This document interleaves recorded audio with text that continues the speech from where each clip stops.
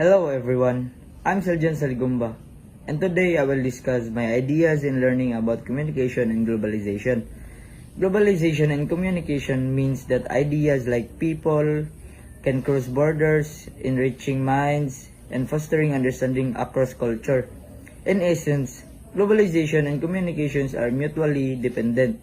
Globalization drives the need for more effective and efficient communication, while communication enables and facilitates the processes of globalization. Understanding this relationship is crucial for navigating the complexities of a globalized world and harnessing its potential for positive change. So this is globalization and communication example. This is a example, this and this.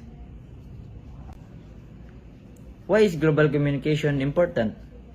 In today's world, people connect globally more than ever before. Global communication helps build strong relationships between individuals and businesses worldwide.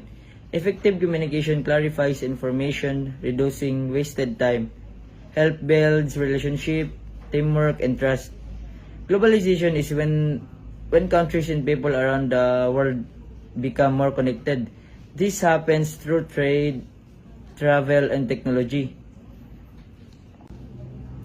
For example, you can buy clothes made in other countries, eat food from different cultures, and even watch movies or listen to music from places to far away. Because of globalization, products from one country are now available almost everywhere. Technology like the internet and smartphones makes globalization easier.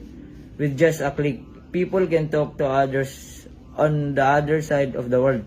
Businesses can also sell their products in many countries, reaching more people than ever before.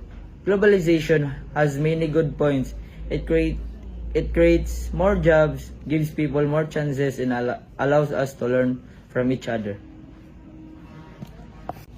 Globalization connects countries and people through trade, travel, and technology, making products universally accessible. Technology simplifies global communication.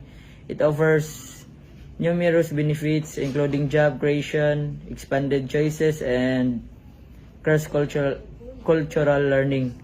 Globalization communication can be improved by using digital tools, providing cross-cultural training, supporting language diversity, setting clear protocols, and encouraging feedback.